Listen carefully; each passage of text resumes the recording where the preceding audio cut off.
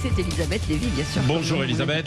Bonjour Patrick, bonjour Cécile. On va Bonjour parler du Elisabeth. pass sanitaire avec vous ce matin. Pourquoi ? Parce que déjà, il devient obligatoire pour les ados, les 12-17 ans. Alors pas à l'école, mais dans les restaurants, dans les salles de sport ou dans les fast-food, bien sûr, mais pas à l'école. Bon, voilà. Et puis la deuxième chose, c'est que le gouvernement envisage que ce pass sanitaire, qui normalement devait se terminer au 15 novembre, enfin il avait été mis jusqu'à cette date, pourrait être prolongé jusqu'à l'été prochain. Et c'est ce qui vous fait réagir. Oui, Elisabeth. oui, parce que tous les indicateurs de l'épidémie sont au vert. 84% des Français vaccinés, 1800 personnes en réanimation, moins de 60, je crois, décès par jour. C'est évidemment trop, mais enfin, on voit bien que on est vraiment dans la décrue. Donc, on croyait effectivement être délivré de toutes ces contraintes le 15 novembre, et notamment de l'obligation de présenter ce sésame à l'entrée des restaurants et des autres lieux publics. Eh bien, que nenni.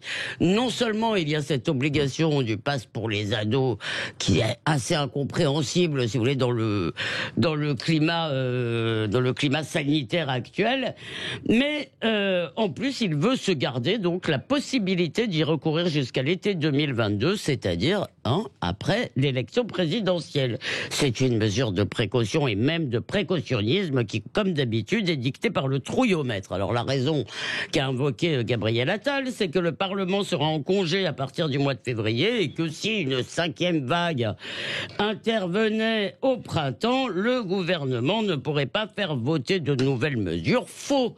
D'ailleurs, rétorque le sénateur Philippe Bas, on pourrait parfaitement, dit-il, revenir siéger s'il fallait quelques jours en mars ou en avril. Oui, Elisabeth Lévy, en quoi cette décision vous pose-t-elle un problème ? Eh bien, écoutez, les restrictions de liberté, on l'a dit souvent ici, elles sont acceptables, mais elles doivent être proportionnées et elles doivent être limitées dans le temps. Or là, si vous voulez, on va vers une arme discrétionnaire que le gouvernement pourrait sortir n'importe quand. Il a déjà... Franchement, on a déjà de bonnes raisons de penser qu'on en fait trop. Moi, je vous le dis, ras-le-bol des masses, ras-le-bol du pass. Laissez-nous vivre, on a envie de leur dire, avec vivre, oui, ça comporte des risques. C'est vrai, mais arrêtez de nous protéger, ne vous occupez plus de mon bien, c'est mon bien.